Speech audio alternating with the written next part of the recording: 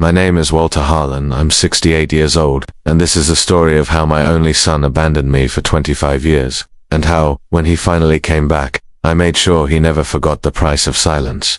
Before I begin, hit subscribe, and tell me in the comments where you're watching from. I always like to know who's on the other side of these stories. My son cut me off when he was 23 years old. No warning, no goodbye, just gone. 20-5 years. That's how long he left me in silence. No calls, no visits, not a single word. I knocked on his door once, he opened it, looked me in the eyes and said, "You don't need to come around anymore. I don't want your kind of life." Then he shut the door in my face. That sound, the click of a lock sliding into place, stayed in my head for decades. Do you know what it's like to eat dinner alone for 25 years? Not once, not twice, but every single night the chair across the table was empty, always. Sometimes I'd put a plate there anyway, like an old fool, just to pretend. Birthdays, I'd stare at the phone, waiting.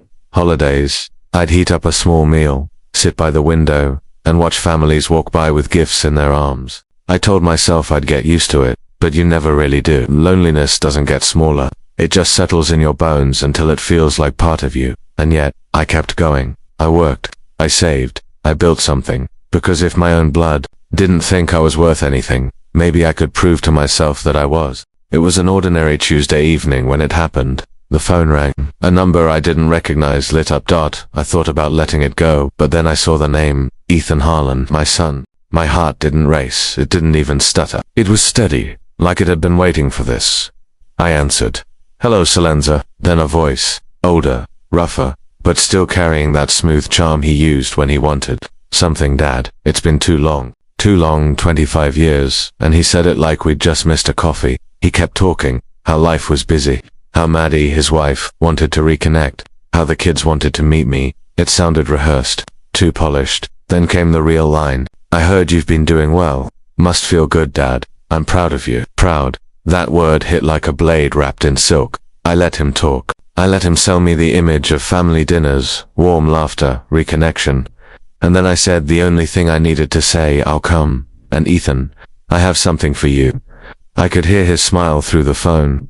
The hook was in. The night I went to his home, I knew what I was walking into. The house was big, modern, every line sharp, every window gleaming. Inside it was staged like a magazine, chandelier glowing, table set with crystal glasses and silver cutlery. Maddie greeted me first. "Walter, so good to finally see you again." Her smile stretched afar, her hug was soft, but her eyes were calculating. Their kids were polite. "Hi, Grandpa," 2 words rehearsed. To them, I wasn't a grandfather. I was a wallet with a heartbeat. Ethan came last, arms open, smile wide. "Dad, you look good. Better than I remember." I looked at him, older, gray at the temples, a man who had built his life without me. But beneath it all, the same boy who once told me I wasn't worth his time. We sat at the table. The food was perfect. The laughter was forced. And every single glance between Ethan and Maddie screamed one thing: money. As I sat there, I couldn't stop my mind from dragging me backward. Back to the day Ethan cut me out. He was young, 23. He had just started dating Maddie. She came from money. Her family drove luxury cars, dined at country clubs, and I a small repair shop, worked 12-hour days. Hands calloused, back sore. I wasn't the father they wanted for their daughter's husband. And Ethan, he chose their approval over me. I remember the last words he spoke before the silence began. "You don't get it, Dad. You'll never understand. I can't drag you into the life I want. You'll just hold me back." Then the door slammed, and I never heard his voice again. Until that Tuesday night. People think wealth just falls into your lap. It doesn't. After Ethan left, I drowned myself in work. I bought properties when no one else wanted them, houses falling apart, streets everyone avoided. But I saw something there: patience, opportunity. I fixed them, rented them, waited. Years passed. One house became 10, 10 became 50. And before I knew it, I was sitting on more wealth than I could spend in a lifetime. But none of it erased the empty chair at my table.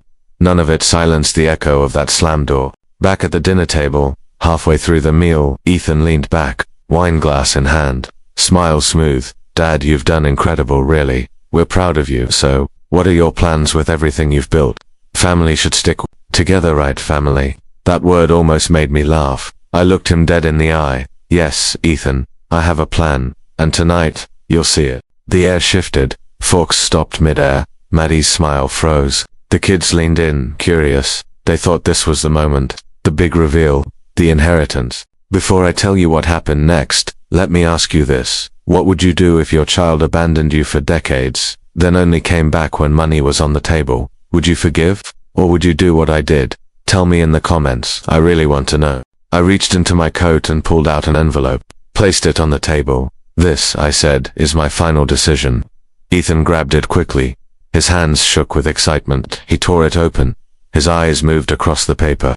And slowly, the color drained from his face. It was my will. Signed, stamped, final. Every cent, every property, every investment left to charity, to shelters, to scholarships, to strangers who showed me more kindness than my own son ever did. Nothing for him. Not a dime, Maddie gasped. The kids stared, confused. Ethan's face twisted. Dad, this isn't right. After everything, I cut him off. After everything, you mean after 25 years of silence? After you shut me out because I wasn't good enough for your new life? No, Ethan, this is exactly right. I stood, coat still in my hand. The room was heavy with silence. No more forced laughter. No more fake smiles. Just greed, stripped bare. I looked at them one last time, and I said the words I had waited 25 years to say. For 25 years, you gave me silence. Tonight, I return it to you forever. Then I walked out, through the front door, into the cold night. Behind me, nothing but silence. And that's how it ended. Don't forget to subscribe for more stories that hit hard, and turn on the bell. You don't want to miss what comes next.